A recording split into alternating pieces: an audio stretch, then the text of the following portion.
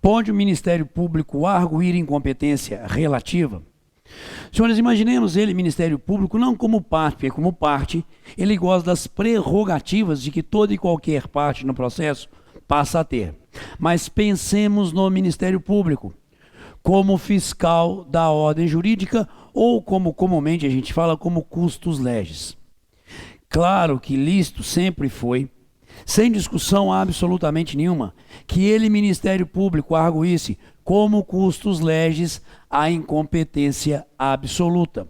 Até porque, sendo ela incompetência absoluta matéria de ordem pública, compete ao próprio magistrado dela conhecer de ofício. Mas a pergunta que a gente lançou é justamente o seguinte: pode ele, Ministério Público, arguir a incompetência relativa? Galera, o seguinte, o CPC 73 foi completamente omisso no tocante a essa possibilidade ou não. Mas o novo Código de Processo Civil traz esse permissivo. Percebam que dita para a gente ele, parágrafo único do artigo 65. A incompetência relativa pode ser alegada pelo Ministério Público nas causas em que ele atuar.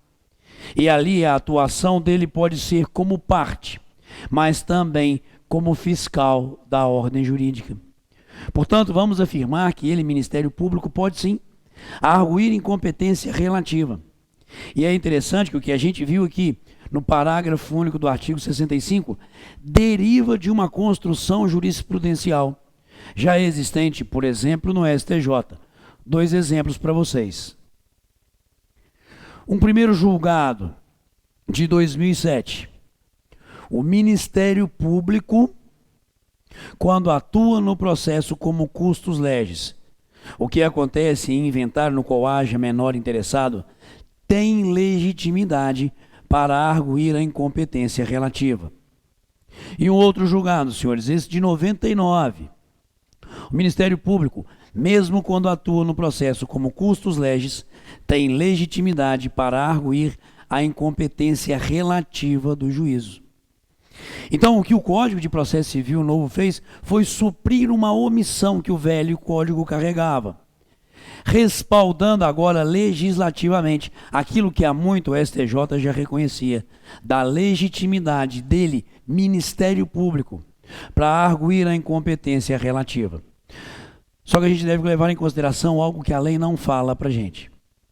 O momento, o tempo, o prazo que ele, Ministério Público, teria ali para arguir essa incompetência.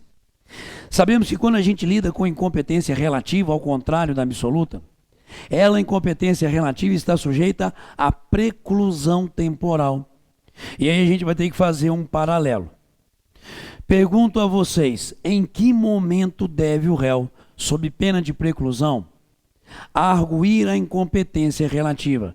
Na contestação, que é ali a primeira e grande manifestação de defesa dele, cidadão conhecido como réu.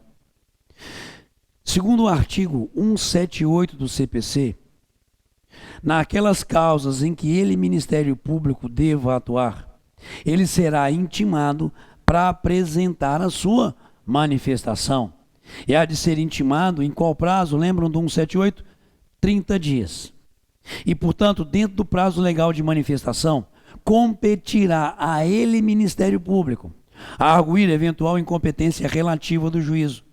Acredito nisso, sob pena de preclusão, já que nós não podemos transportar ela, incompetência relativa, para o mesmo patamar da incompetência absoluta. Incompetência relativa está sujeita à preclusão temporal. Razão pela qual, senhores, por favor, sim, artigo 65, parágrafo único, mais jurisprudência do STJ, é lícito ao Ministério Público arguir a incompetência relativa.